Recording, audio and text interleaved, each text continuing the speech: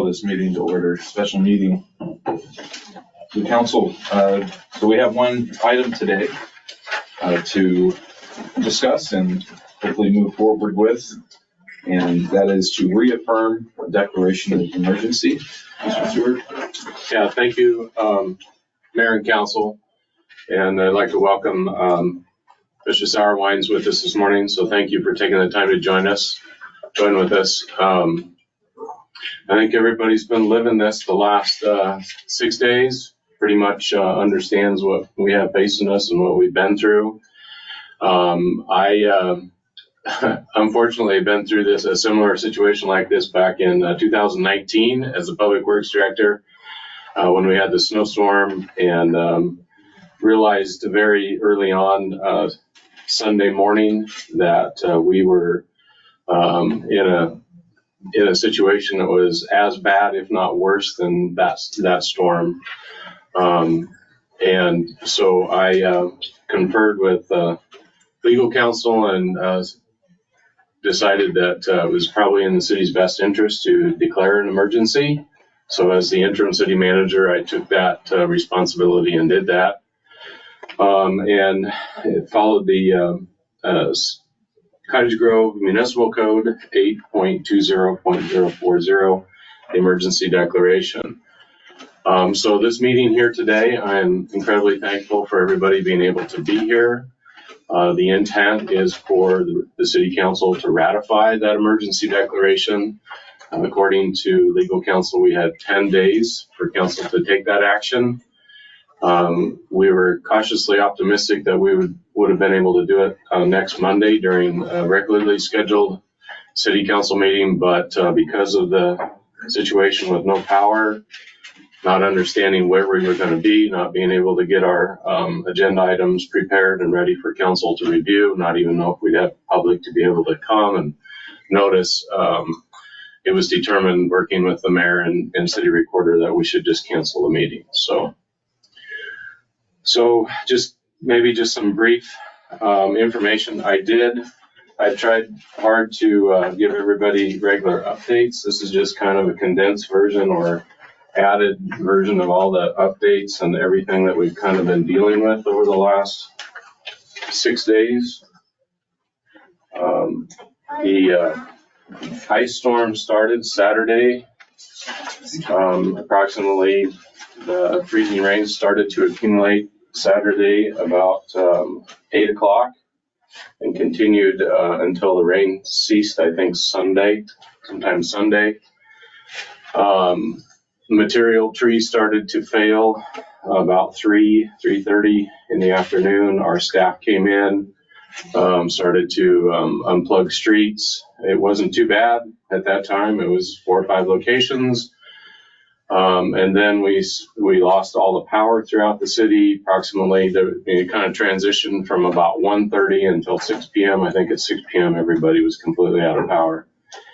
And then we had to mobilize staff to set up and ensure that all of our backup generators were running, because we had 4 lift stations that needed to operate. Those are for our sewer system. If our lift stations don't operate, then we potentially could be surcharging sewage into people's homes and out in the streets. So we mobilized to that, and then tended to all of our other backup generators, City Hall, to the water treatment plant, wastewater treatment plant, the reservoir, our water pump stations at Holly and Taylor, and just ensured that all those items were operational and moving forward. We were also hit with another challenge that fuel delivery folks were not able to bring fuel into our community because the freeways were just not passable to bring it in. So we started, fortunately, we received a SPIRE grant probably 5 years ago from the Office of Emergency Management, where we got a fuel trailer, a 250-gallon fuel trailer. And that was a lifesaver. Our staff was able to tend to delivering fuel to all the generators pretty much 24 hours a day to ensure that those things were online. Just to give you an idea, our backup generator at the wastewater treatment plant burns about 750 gallons a day. So, I mean, we had to make sure there was 3 trips a day taken out there to that facility. I have to tell you, staff did an absolutely amazing job to get us to this point. And I don't know if there's anybody more happier than myself to actually see our power come back on. Last night, I got notice about 5:30 that Pacific Power was starting to energize everything. And I came back into town at 7:30 just to kind of check things out. And it looked like there was a good majority of the town really getting lit up. And when I left at 9, I think community center and the other locations were back up. Another item that we did over this since Saturday evening, it was determined, working with Assistant City Manager Mr. Boone, that we were concerned about being able to serve people that didn't have power, that had special needs, warming shelters. At that time, the temperatures had been, below freezing for a considerable amount of time, and without power, they had no place to go. The other thing that was taking place was the hospital was inundated with folks needing care. Once they stabilized the individuals in the hospital, they needed a place to take them. So we have folks upstairs that have been discharged from the hospital and are getting, access to staying warm, food, and being able to access power if they need to for some of like CPAPs and some of their medical equipment that they need to survive, air machines and that. So that was stood up on Saturday evening. I think we had 3 individuals utilize it Saturday night, and then it's just gradually grown to where we've had anywhere from 40 to 50 individuals at City Hall. The county declared an emergency on Tuesday evening. The Board of Commissioners at 5 p.m. declared an emergency. And then shortly after that, the state declared emergency for Lane County. Not sure if it's going to spread with all the additional weather that we've had, but there's a good chance that there'll be other counties and communities that will make declarations. Then the county set up a emergency center where people could call. We have a standing 2:00 meeting every day to check in, report how things are going, see if there's any needs, anything that the county can do. They have been very supportive, and I'm very grateful for all the help that Mr. Kincaid and his crew has at the county been able to offer to the city. We have connected with Red Cross, and today Red Cross is going to take over our warming or our shelter facility. We are going to move it to the community center now that power is available. There's more amenities over there, and once we ensure that the heating system and everything is operational, we'll get folks transitioned. I've communicated with South Lane Wheels. They will be assisting us, I believe, in trying to get the folks over from here to the community center. So, and then I'm working with staff right now to mobilize and get as many tree trimming professional contractors to see how many we can get on board and try to get them mobilized and start cleaning up all the debris. It's at a magnitude that our city staff just can't do it on their own. We would be all summer cleaning it up. So, yeah. So before you is the document necessary to ratify. And this is, the emergency declaration is important to the city for multiple reasons. First, it allows us to be able to have flexibility with our resources to cover these unanticipated and budgeted expenses. Number 2, it also allows us to follow a more expedited contracting to get folks contracted and mobilized to work. We don't have to go through our normal contracting rules to do that. And then It also, by declaring the emergency, it gives us access to other resources from the county and the state to assist us in this program. And then if the federal government follows suit and declares an emergency and there's funding appropriated for to address the impacts of this emergency, then it's very possible that we could apply for reimbursement of whatever is reimbursable expenses. So when we did this back in 2019, we were able to recover about $350,000 worth of expenses from that situation. They paid us for all of our backup generator operation and any activities that were approvable. So anything to remove trees, unplug streets, deal with the debris that was caused by the ice storm during that was qualifying. There's expenses that weren't qualifying, like snow plowing, various different things. So we have set up with staff, we've set up on timesheets, storm related activities so we can keep track of all of our employees at time. We've also set up a project that will include the ability for us to keep track of all of our equipment and everything that's related. And we're in the process working with John and I to put together a monitoring component that she will do to just verify that as we work with our contractors that they're putting the appropriate time in, that they're logging, and also the material they're moving, so that we're able to justify those expenses to FEMA. So does anybody have any questions? Yes, Councilor. Question. Do we have any understanding about the differences in declarations, or if there's anything that needs to be stated to maximize the potential for people to recoup lost wages during this time, if possible, or if that's even a thing? That's my curiosity. Is this seems like it would be absolutely what's needed for a city resource, but if there's something more that could be addressed, I don't even know what I'm talking about, but maybe that could be looked into. Maybe that can be a separate thing as well. But I know there's a lot of people that. And some people may face eviction if they lost a week's or more wages. Yeah. I know some mortgage companies will put, if you're in a disaster zone, but I'm assuming that at the state level that's happening, there's really automatic. But I just wanted to see if that's something we can bake into this, or if that should be a separate thing.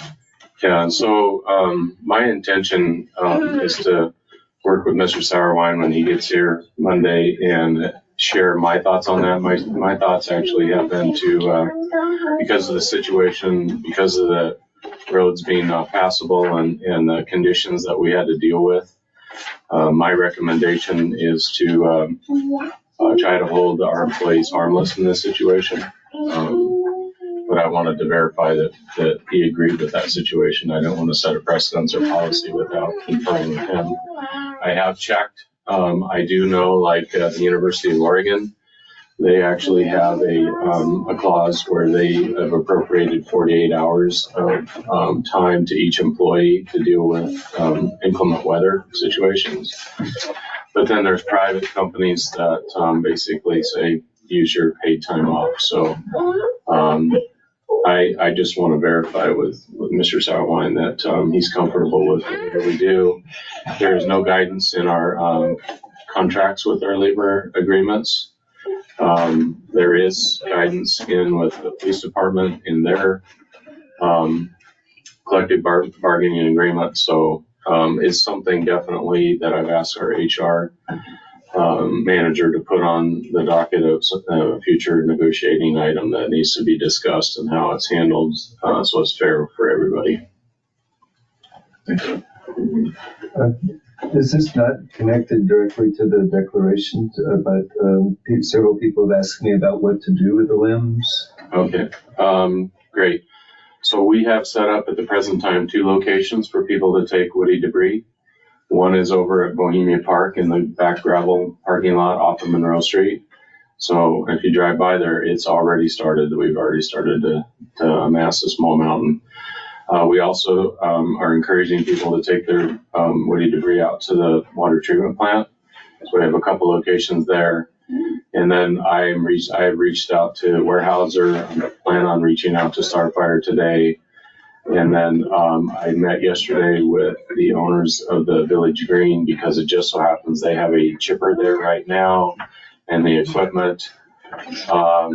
So it's possible I need to check in with them in 2 weeks to see what their situation is because they have another contractor coming in right today, I believe, to start grinding concrete. So once that's completed and if there's an acceptable area, that might also be another location. So as I shared the magnitude, I think the first storm that we dealt with in 2019, we measured the pile when it was done, and we had 30,000 cubic yards of material, and that takes a lot of space.